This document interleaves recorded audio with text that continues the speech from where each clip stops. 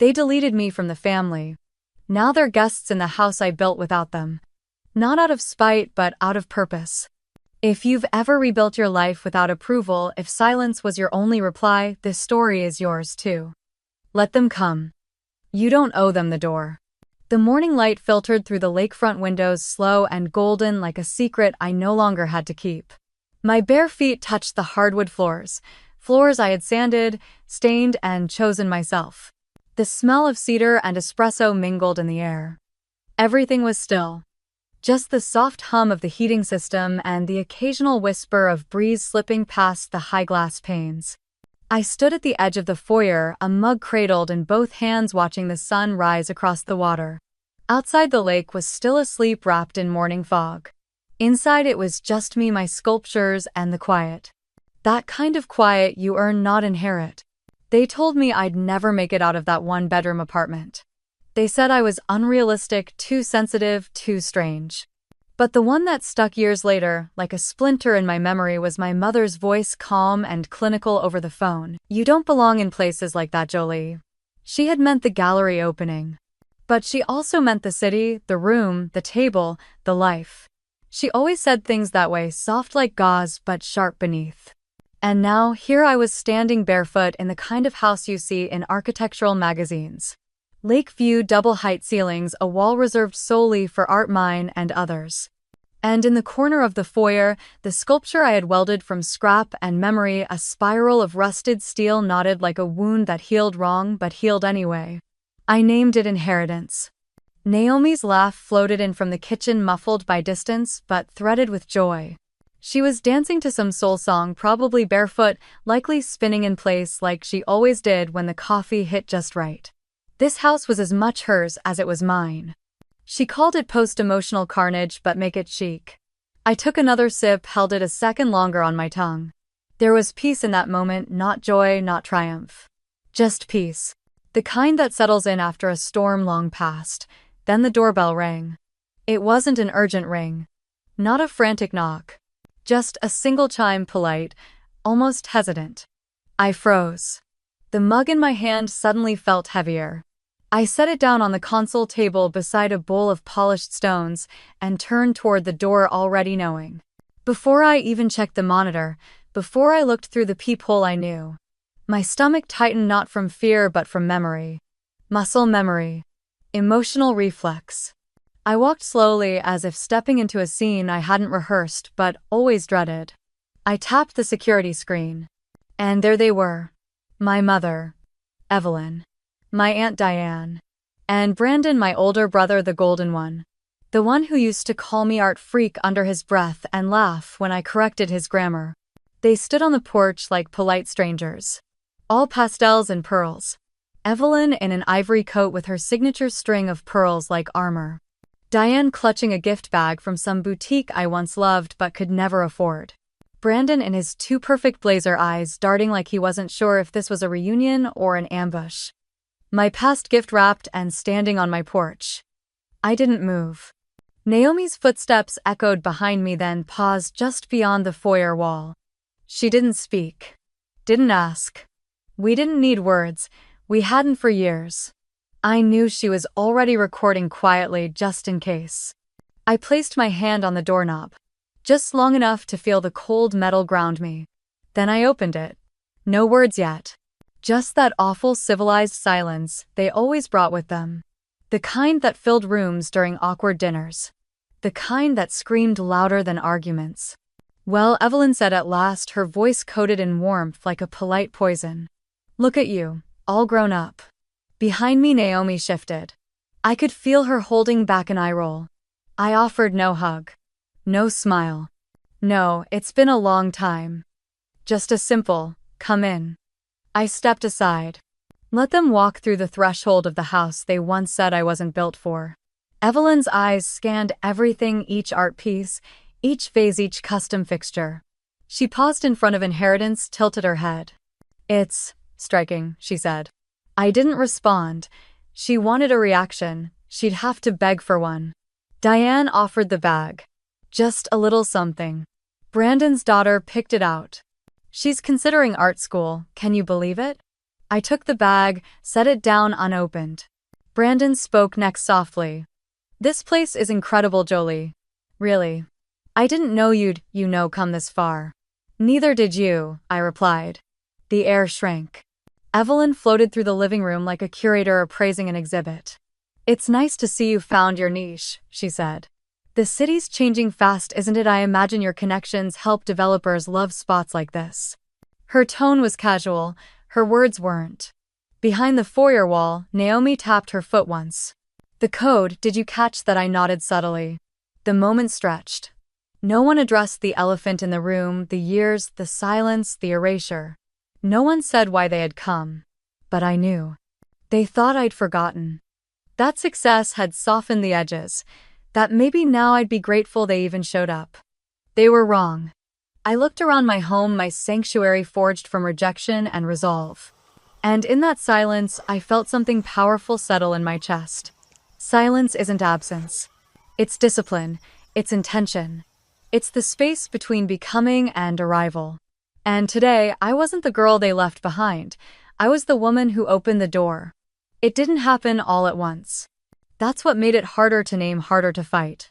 If they had screamed at me, called me a disgrace, said I wasn't welcome anymore, maybe then it would have been easier to process. But no. They erased me the way wind erodes stone quietly over time, leaving no fingerprints. The first time I noticed something was off. It was a summer Thursday. I was checking emails between painting layers on a commissioned piece, something bright and abstract for a pediatrician's office. There were coupons, gallery, flyers, an overdue notice for student loans. Then a subject line caught my eye. Hale Family Reunion. Summer 2014. My heart didn't drop. It paused. I opened it. Long paragraphs about dates, activities, potluck assignment. Bring your best casserole. Don't forget sunscreen, a banner showing photos from last year, Brandon tossing a football, Grandma Evelyn holding a white parasol, Diane's cucumber sandwiches displayed like they belonged in a lifestyle magazine. I scrolled back up. Down again. Slowly. Then again faster. Nowhere in the text my name. Nowhere in the BCC line. No RSVP button directed to me. No. Let us know if you're around, Jolie. Nothing. My fingers went cold. For 5 full minutes, I just stared at the screen, blinking. Surely this was a mistake. Surely someone had forgotten to add me by accident. It happens, right? People overlook. People get busy. I refreshed. Checked spam. Nothing. My chest tightened, not from rage, not even sadness. From confirmation. The kind you don't want but can't ignore. The kind that wraps around you like a weighted blanket soaked in ice. I opened Instagram. Mallory, my cousin, had already posted a photo from the reunion planning brunch. Naomi had said that phrase sounded like a wasp exorcism. Now I understood what she meant. The picture showed my mom, Evelyn, Aunt Diane, and Mallory sitting on a country club patio sipping rosé, all in soft pastels. The caption read, "Plotting the Hale reunion, I number family first, family first." I laughed. Or maybe it was more of a dry cough. I sat back on my futon, paint splattered and threadbare, and stared at the mural I'd painted on the far wall, sunflowers climbing up from the floorboards, big and bold. Back then, I still thought being different was a virtue. I opened my email and started typing. Subject: quick question, to mom.hale@gmail.com, message. Hey mom, hope you're well. Just wondering, I saw the reunion info. Did I miss an invite? Love, Jay. I hit send. It took her 20 minutes to reply. Fast enough to know she'd seen it immediately. Slow enough to be calculated. From mom, subject: quick question. Hi sweetie, not sure. Maybe your grandmother thought you'd be uncomfortable. You know how big groups get sometimes. Love you, mom. I read it once. Then, again slower. There it was, that subtle slice buried in fluff. They didn't forget me, they excluded me. And they wanted me to feel like I had opted out of my own family. It was manipulative. And practiced. Naomi messaged me a few hours later. Naomi just found out I wasn't invited to Leah's wedding. Not even a courtesy text. Her mom hugged me in church last month. Me, same. My family's pretending I don't exist. She sent a broken heart emoji, followed by a gif of a woman flipping a table. I smiled just a little.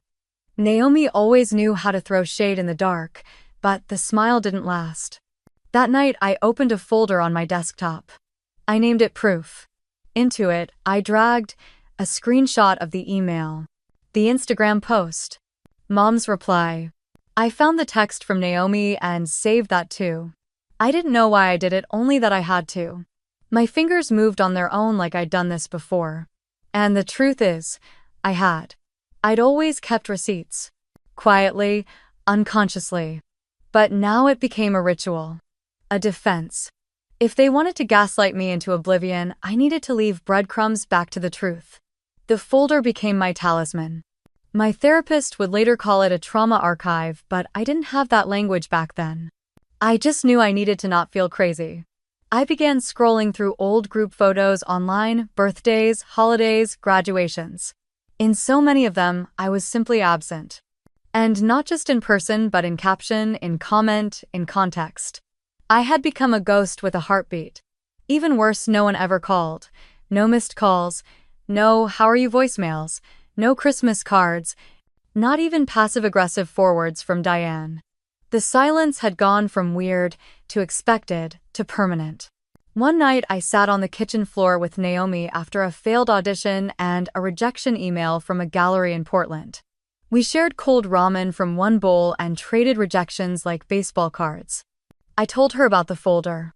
I think I'm becoming obsessed with saving every time they forget me, I said, blinking against the sting in my throat.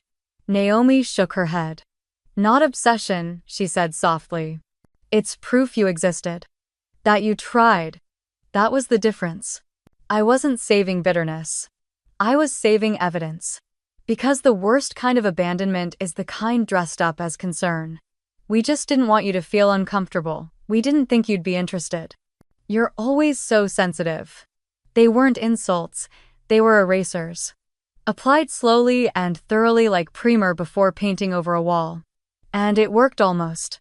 But something in me refused to vanish. The apartment had walls so thin we could hear the neighbor's cat sneeze. Twice. Every morning. Like clockwork. It smelled like old paint, damp wood, and the ghost of past tenants. The ceiling in the kitchen peeled a little more each winter, and the radiator in the bedroom coughed like a retired smoker. But Naomi called it a sanctuary of creative filth, and somehow that made it bearable. We moved in on a gray Monday in February. Rent-controlled 4th floor, no elevator. 2 rooms, 1 bath, and a hallway wide enough to do a pirouette if you didn't swing your arms. To anyone else, it was a pit stop on the way to somewhere better. But for us, it was a beginning. The first night we sat cross-legged on the hardwood floor, backs against our respective suitcases, sharing a lukewarm cup of tea from a chipped mug. It wasn't symbolic, just the only mug we hadn't broken in the move. Naomi raised her tea in a toast. To no family drama. From now on, it's just us. I lifted mine, clinking gently. We're our own blood now, I said. And we were. She never asked what exactly happened between me and the Hales. I never asked about the scar curling around her wrist, the one she never covered when she wore tank tops. We both knew. In different houses on different holidays, someone had decided we were too much, too strange, too inconvenient. That was all the explanation we ever needed. Naomi was a playwright then. Or trying to be. She spent her mornings in cafe corners scribbling dialogue on napkins and receipt backs, and her evenings in dusty basements, auditioning actors with big dreams and bad headshots. I was chasing gallery submissions like lottery tickets. Most of my work at the time was made from discarded things: door hinges, window frames, bent silverware. I told people I was elevating the overlooked, but the truth was I couldn't afford new materials. Sometimes we joked that we were running a performance art piece called Surviving in Reverse. Dinner was often ramen dressed up with half an egg or a handful of wilted spinach if we were feeling luxurious. Some nights we played a game: trade rejections. Whoever got the worst email that day won the last croissant. Me, thank you for your submission, but your work lacks thematic cohesion and emotional accessibility. Naomi. We regret to inform you your play does not meet our current programming needs. Good luck. Me, ouch. That's a tie. There was one night it was raining hard, the kind of sideways rain that finds you even under an umbrella, when Naomi came home soaked mascara bleeding into tear trails. She slammed the door behind her and dropped her bag like it offended her. "Still invited," she muttered. "As long as I don't bring Sam." I looked up from the floor where I was reorganizing a pile of metal scraps into something vaguely sculptural. "Who?" "My sister. Wedding next month. But Sam can't come. Can't ruin the family photos." I didn't ask if she was going.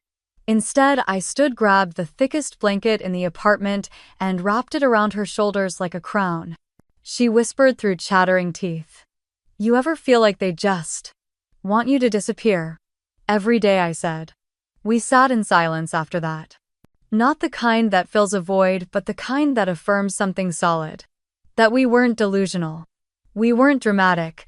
We were just unwanted. And surviving anyway. In that apartment, we built a language only we spoke. Sometimes it was real words. Red folder meant we needed a distraction. Laundry day meant anxiety spiral incoming. Pizza night meant one of us had a minor win. But other times it was actions. Naomi left a post-it note with a doodle of a sunflower on the mirror the week I didn't get into a residency. I hung her plays flyer on the fridge, even though the ink smudged every time we grabbed milk. No one else had to believe in us. We did. That was enough. One night I came home late from my side job at a framing shop. Naomi was already asleep, curled like a comma on the futon, her laptop still glowing with half a script. On the wall behind her, she had tacked up one of my earlier pieces, a twisted spoon welded to a rusted clock gear. She'd labeled it, "This is what survival looks like." That moment, more than any gallery, any feature, any collector, was the first time I felt seen. The world didn't notice what we were building. But we did. And in a city of 8 million people, that was something. People like to romanticize New York. The lights, the energy, the ambition. They forget to mention the mildew, the loneliness, the way rejection hangs in the air like smog. But there, in that creaking little shoebox of an apartment, we found something most people spend decades searching for.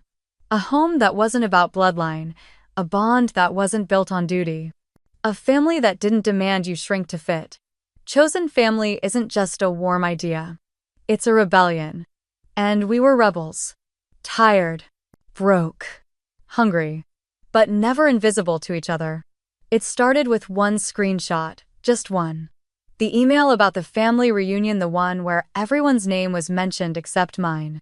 It should have felt like a glitch, like something I could laugh off and forgive. But when I zoomed in on the subject line, the phrasing, the names so carefully listed, I felt my stomach turn in that slow, unmistakable way you feel when a truth you didn't want finally settles in. That was the first file I saved. I didn't know it was the beginning of a ritual. But it was. I created a folder on my desktop and labeled it proof. Not family stuff, not receipts, not even reunion drama, proof. As in, this happened, I wasn't crazy, I didn't imagine it. As in, this is how silence can be sharp. At first it was just emails. The reunion one. The wedding invite Naomi never got. The reply from my mom about maybe grandma thought you'd be uncomfortable. But then I started noticing other things. Photos from the family Facebook group, pictures of holidays, backyard dinners, birthdays I'd forgotten to be invited to. I wasn't tagged. I wasn't even mentioned. Even in comments, it was like I didn't exist. I saved screenshots, cropped them tight, labeled them with the date and the occasion. Brandon_BBQ_May 2016.jpg Thanksgiving group chat 2017. PDF Diane text, Christmas brunch, missing me, docs. I thought, maybe this is overkill. But I couldn't stop. One day I opened a drawer and found a Christmas card I'd sent to my mother the year before, addressed carefully in my own handwriting, sealed with a gold foil sticker. It had been returned to sender. Unopened. Stamped in red ink, no longer at this address. But I knew better. She still lived there. The handwriting hadn't changed. The same cursive swirl on the mailbox, the same shadow of curtains I saw when I passed by that one time in December just to prove to myself it was real. They didn't move. They just marked me as undeliverable. That envelope went into the folder too. I remember holding it in my hands that night, still cold from the mailbox, and whispering to myself, I'm not imagining this. I needed to hear it. Out loud. Because that's what families like mine do best, make you question what you know happened. Maybe you're overthinking it. Are you sure they meant it that way? You've always been a little sensitive. Those weren't conversations. They were erasures. Gaslightings dressed as gentle concern. Affection with an undertow of invalidation. And so I kept saving. The proof folder became a kind of therapy. A mirror. A map. A tether. Something I could open when my chest tightened and the memories started to whisper. Maybe it wasn't that bad. Because it was. It was. It just didn't leave bruises anyone else could see. One night Naomi walked into my room while I was scanning an old photo from my cousin's baby shower. The one where I took the picture but somehow wasn't in a single frame. She leaned over my shoulder and read the file name, erasure_photoseries6.jpg. You okay? She asked. No, I said, still staring at the screen. But I will be. She didn't ask more. Just placed a mug of tea beside me and left the door open. That was the thing about chosen family, they didn't force you to perform pain. They just showed up. I began backing up the folder to multiple places: cloud, hard drive, USB stick taped behind a painting. Sometimes I thought, what am I even going to do with all this? But that question never mattered as much as the reason I started. So no one, not even myself, could erase what had been done. I needed to be able to say, this is where it started. This is how it grew. This is how they tried to disappear me inch by polite inch. Every text that read, oh, we thought you were busy. Every event I found out about after it happened. Every time I was the last to know or never knew at all. I collected it. And each file I added made the silence heavier but also clearer. One night I stared at the folder icon, pulse racing, and whispered to myself, this is the closest I've ever come to believing myself. That's the most dangerous thing silence does. It teaches you to doubt your memory. It reshapes your past like fog over glass until you're not sure what happened or what you just felt happened. But proof cuts through fog. One day Naomi and I were sitting on the roof of our building, wrapped in thrift store blankets, drinking boxed wine from coffee mugs. The sun had set behind Manhattan and the skyline was lit like it was whispering secrets. I told her I wanted to confront them. Not with screaming, not with blame. But with this folder. She didn't ask me what I hoped to get from it. Didn't ask what I expected them to say. Instead, she said, if nothing else, they'll finally see what they worked so hard not to. I looked at the folder again, glowing faintly on my laptop screen, and for the first time I didn't feel wounded looking at it. I felt ready. Not for revenge. For truth. Because there's something sacred about documenting your own erasure. It turns the narrative. It reclaims the silence. It says, you may have left me out of the story, but I've kept the receipts. And one day I'll tell it myself. It happened in a gallery, of course. Where else would a new chapter begin for someone like me? The show wasn't mine. I was just assisting, setting up another artist's installation, something minimalist and conceptual, the kind of work that made you tilt your head and lie about what it meant. I was adjusting the angle of a spotlight when I saw him. Elliot. He stood in front of one of my pieces, tucked in the corner, a charred oil painting of a dining room with no chairs. I hadn't named it yet. I never meant for it to be in the exhibit. The curator added it last minute, probably as filler, but he stared at it longer than anyone else had all night. I waited for the usual questions. Is this about your family? Why no chairs? Did something happen at dinner? But Elliot just said, I get it. Then silence. No follow-up. No performance. Just quiet understanding. It startled me more than any compliment could. He didn't need an explanation. He didn't want one. He just saw it. And saw me. We got drinks the next week. Not wine. Not cocktails. Just black coffee at a half-empty diner in the East Village. He wore a soft gray sweater and carried a leather notebook he never opened. We talked about books. About silence. About how architecture and sculpture weren't that different, both shaped by space and weight and absence. He asked questions with his eyes more than his mouth. He listened like someone who knew the cost of being ignored. He didn't flinch when I mentioned Naomi. Didn't blink when I described the proof folder. Didn't try to fix it. Just nodded and said, "Sometimes the record matters more than the people." And that was enough. That winter, everything changed. Naomi's play was picked up by a small but gutsy off-Broadway company. She got to direct it herself. The cast was green, the set was recycled, but on opening night the audience gave them a standing ovation. I cried through the entire second act, and I sold 3 pieces, not to friends or family. Not through favors. Real collectors. Real sales. Real money. It wasn't much. But it was enough. Enough to quit my framing job. Enough to stop holding my breath. Enough to imagine a different kind of future.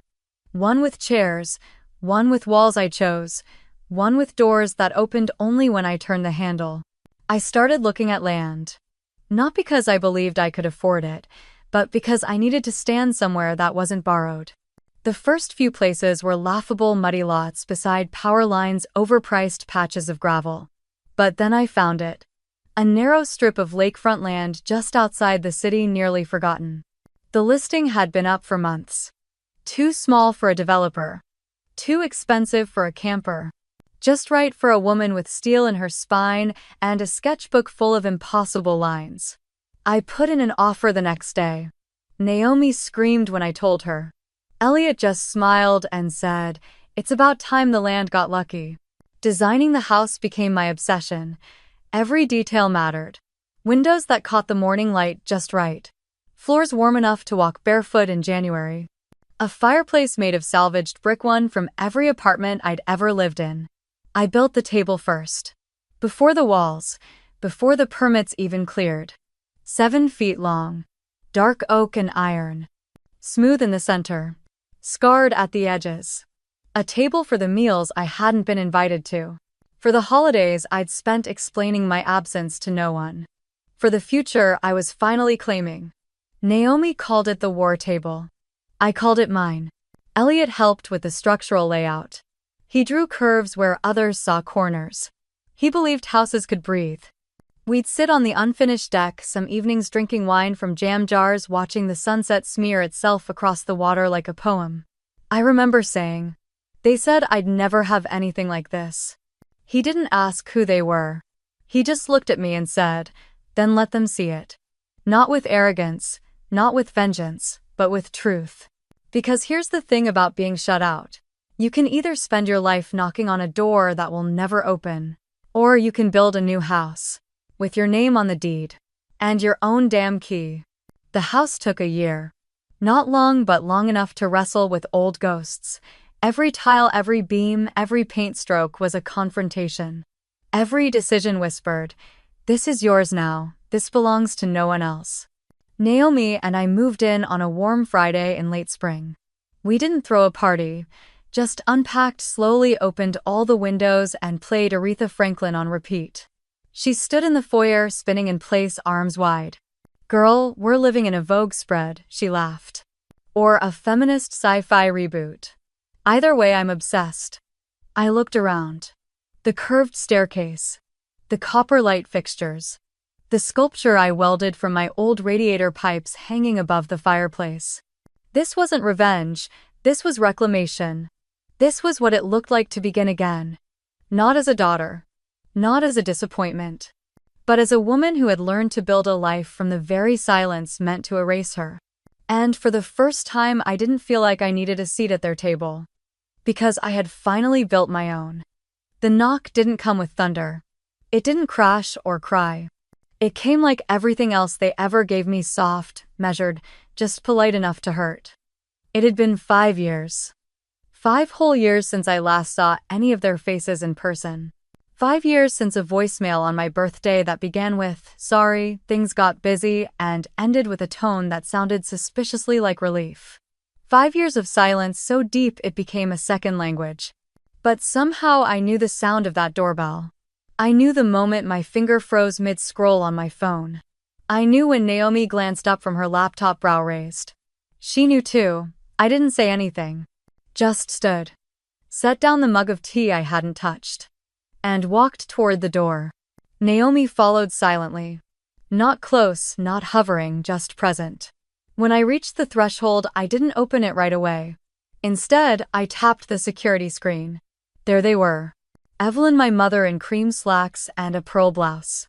Aunt Diane clutching a gift bag so new it still had a price tag dangling from the handle. And Brandon, my brother, tie crooked like he'd dressed in a rush or regret. 3 people. 3 ghosts. Dressed in pastels like forgiveness was a costume. I didn't flinch. I didn't gasp. I just watched. Naomi's phone was already in her hand, camera open but low. She didn't need instruction. She understood that this wasn't about proof. Not anymore. It was about remembering for me, not for them. I opened the door slowly. The late afternoon sun poured in behind me, casting them in a flattering glow they hadn't earned. They blinked. I waited. Well, Evelyn said, her voice just as warm, just as rehearsed as I remembered. Look at you. All grown up. I didn't answer. Didn't smile, didn't break. Come in, I said, stepping aside. The marble floor didn't creak under their feet. It just observed like the house itself knew who belonged and who didn't. They filed in like royalty on borrowed time. Diane's eyes danced across the foyer, landing on the sculpture above the fireplace, twisted metal and soft shadows. How bold, she offered. I nodded once. Evelyn touched a glass panel on the stair rail, fingers delicate like a museum patron. This is impressive, Jolie, she said, as if reading from a script titled How to Re-Enter Your Daughter's Life Without Apologizing. Brandon stayed silent longer, then finally said, I didn't know you'd do all this. Neither did you, I replied. He winced but said nothing more. Naomi stood just out of sight, but I knew she was watching. Not because she didn't trust me, but because sometimes silence needs witnesses. We walked into the living room. They moved slowly, as if unsure where to sit or if they were allowed to. I didn't offer directions. I didn't pour drinks. I let them feel the unfamiliarity, let them feel the edge of the table I had built. Evelyn finally spoke again. It's nice to see you've found your place in the world. I smiled, but not for her. Funny. I never lost it. Just had to claim it without permission. Diane forced a laugh. Oh, Jolie, always the wordsmith. Then she offered the gift bag, practically thrusting it into my hands. Something small. From Neiman's, Brandon's daughter picked it out. She's actually interested in art now. Can you believe it? I looked at the bag, then at her. I can believe she exists. I can't believe that's your opening line. Diane flushed, her grip tightening on the strap of her purse. Evelyn pivoted fast and fluid. We heard Nathan's graduation is coming up. We thought maybe you'd want to be involved. I blinked. Nathan. I hadn't heard that name in 6 years, not since the last group text I wasn't on. Not since he sent me a one-word reply to my hand-painted birthday card. Thanks. I took a step closer, my voice low. Drifting is what leaves do in autumn. What you did was exile. For the first time, Evelyn faltered. Just a flicker. A micro-expression of varnish cracking. Well, she said, tone tighter now. Water under the bridge. Dear. We're all here now, aren't we? That has to mean something. Naomi's voice rang out from the hall. Depends which way the water's flowing, don't you think? They froze. Classic Naomi. Evelyn ignored her. Brandon looked at the floor. Diane coughed into her palm. I folded my arms. So why now, I asked. Why this house? This day, this version of me? No one answered. Because they couldn't say we came when it looked safe. We came when the house looked expensive. We came because we realized we couldn't write you out forever. But I saw it in their eyes. They weren't here for me. They were here for proximity to what I'd built after they'd told me not to build it. Evelyn smoothed her blouse. You've always had spirit. Even as a child, you never quite blended in. But maybe that was your charm. You mean defect, I said. Say what you mean. She didn't. She never did. The silence swelled again, but this time it wasn't empty. It was full of everything they didn't say. Here's what I've learned. Not everyone who returns deserves a seat at your table. Sometimes the door stays locked for a reason. And sometimes, just sometimes, you open it not to let them in but to show them what they left behind. Dinner was polite. The kind of politeness that suffocates. Naomi plated the lasagna she had made the night before, slicing clean squares like she was performing surgery. Elliot poured wine with slow precision, filling only half the glasses.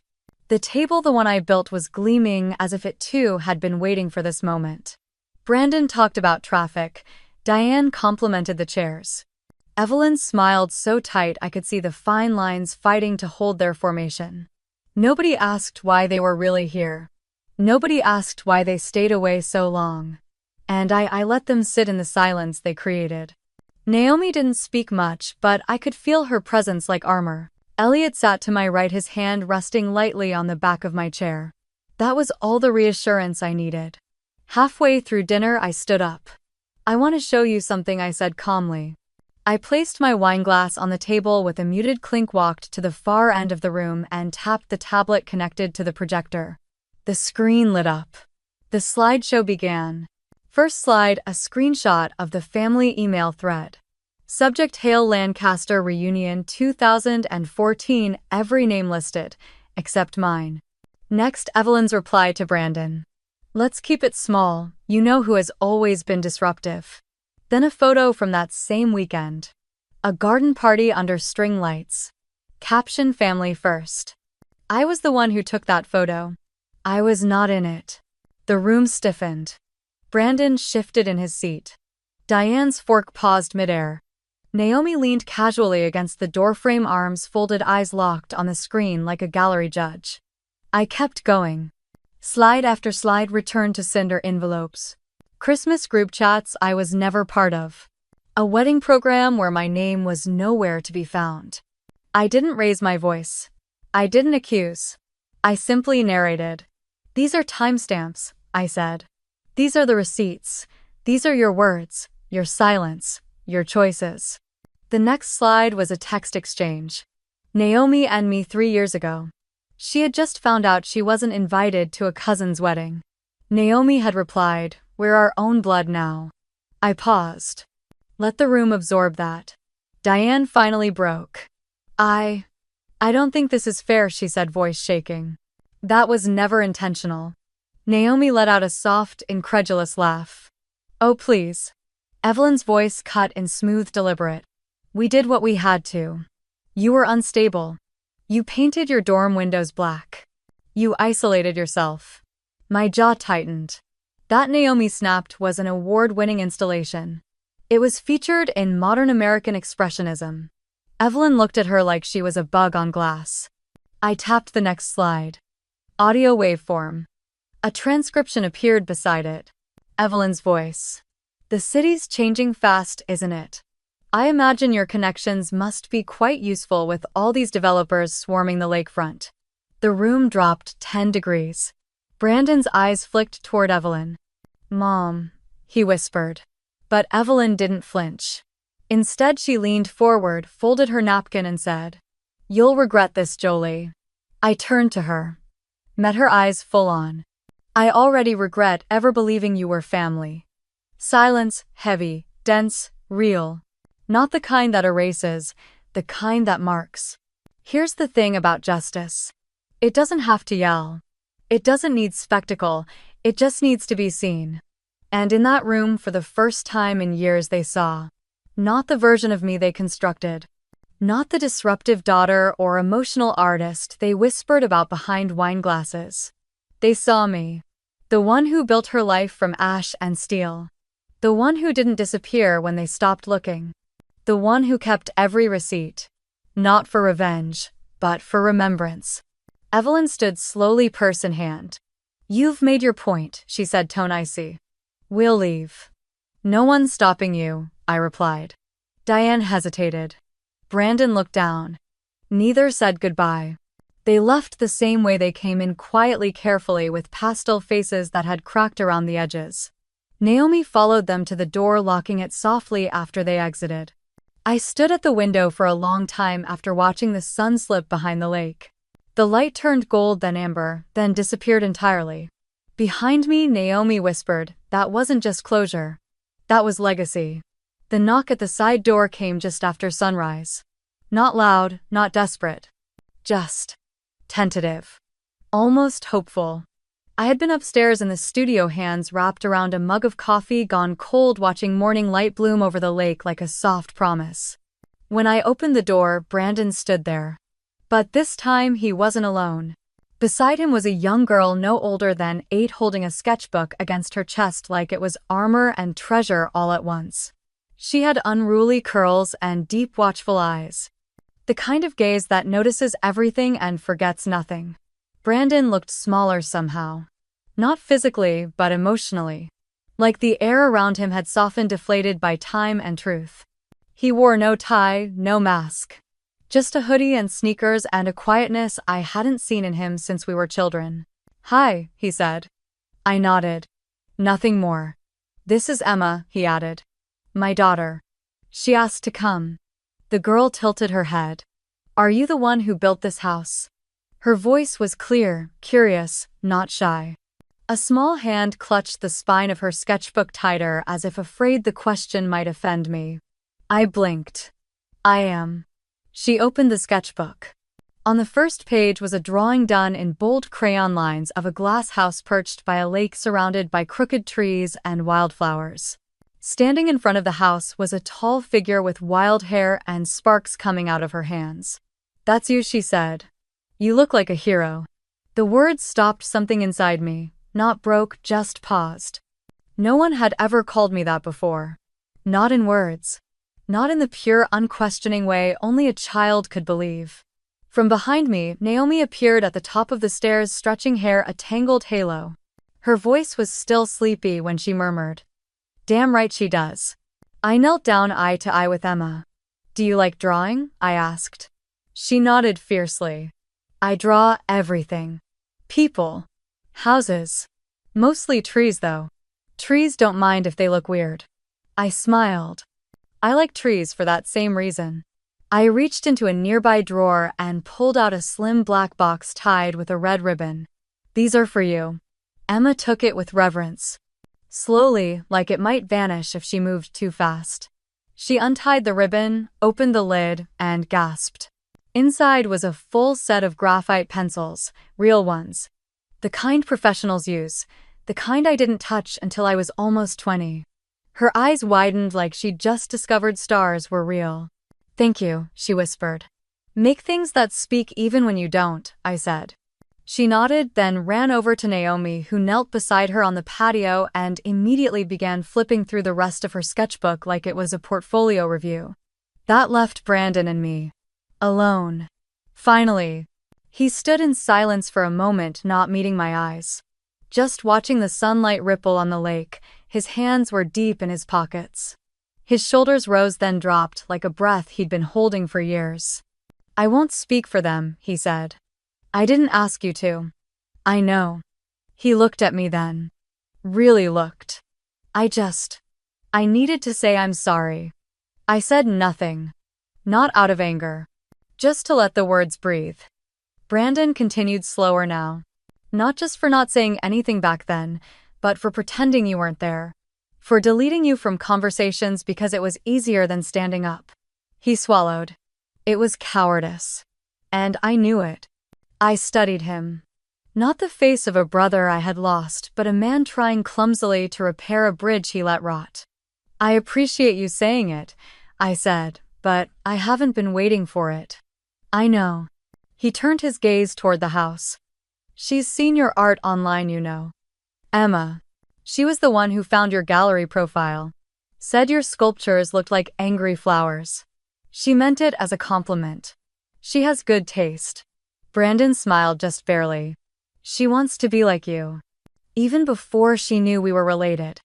That was the part that surprised me.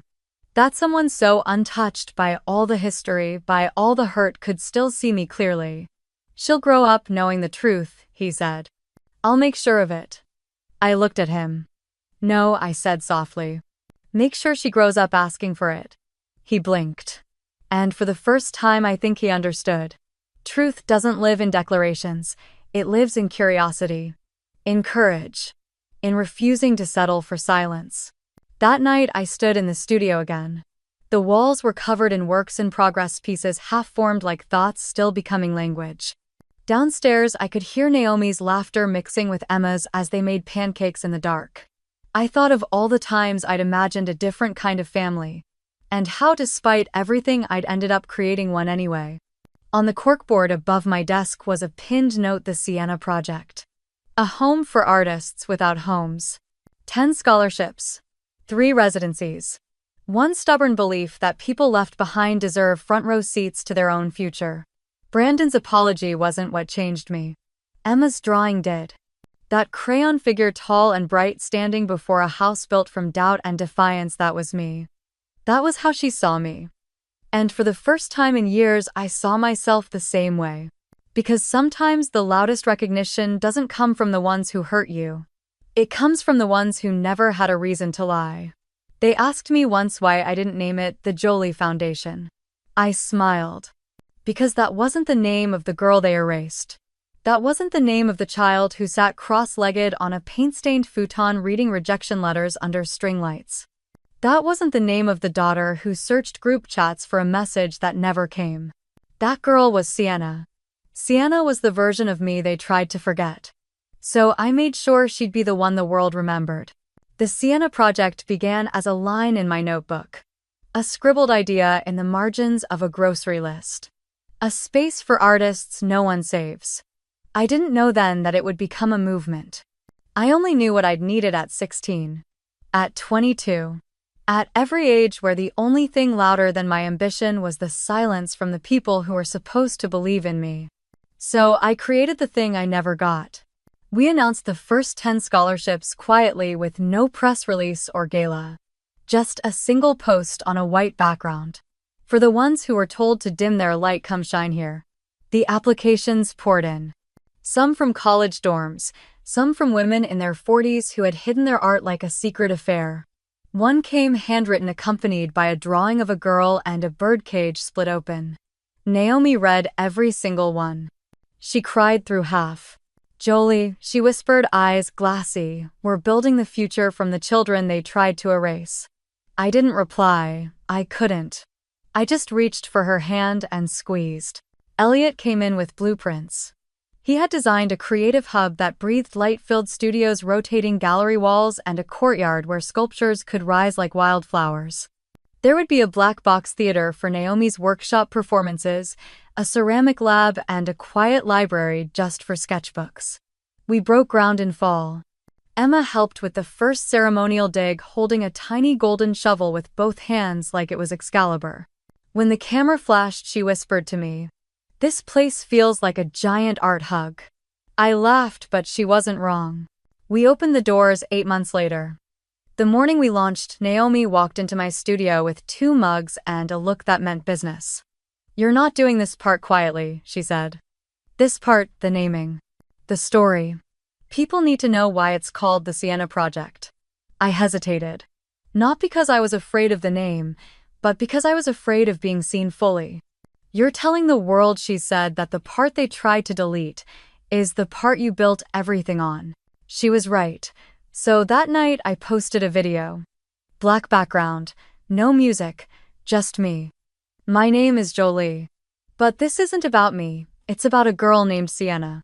She was told she was too sensitive, too loud, too strange. She was erased from group photos, email chains, and dinner tables. She was never given a seat. So she built her own. The Sienna Project is for anyone who was told they had to shrink to be loved. Anyone who was told their colors were too much for the room. Here you don't need permission to create. Here we start with the assumption that you matter.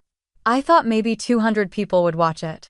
It hit 3 million views in 4 days. I started getting letters. From mothers of queer teens. From retired women rediscovering art after decades of domestic silence.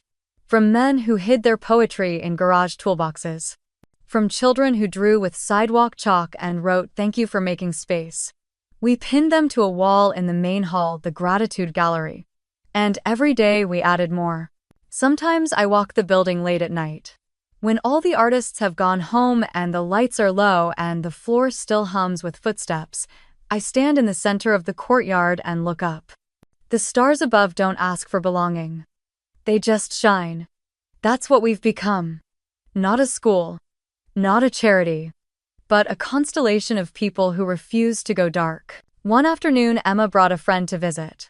A shy girl named Lila who kept one hand in her pocket and the other on a spiral sketchbook covered in unicorn stickers. Emma introduced me like this. This is Jolie. She makes metal into magic. But before that she was Sienna. Sienna was magic too. Lila asked me if I ever wanted to quit. I told her the truth. Many times. But I remembered something. What quitting doesn't stop the world from erasing you. Creating does. She nodded slowly, then handed me a drawing. It was a doorway. Open wide. With people lined up to walk through. Above it she'd written Sienna's door never closes. That night I sat at my desk holding Lila's drawing and thought of all the doors that had shut in my face. All the invitations I never got. All the rooms that made me invisible. And then I looked around. At the house I built. The center we created. The lives now blooming like wild gardens. And I understood something. This was never revenge. This was revolution. Quiet, intentional, unapologetic. This wasn't about making them regret. This was about making myself proud. And honoring the version of me who needed this long before I ever knew how to build it. The voicemail came just after midnight.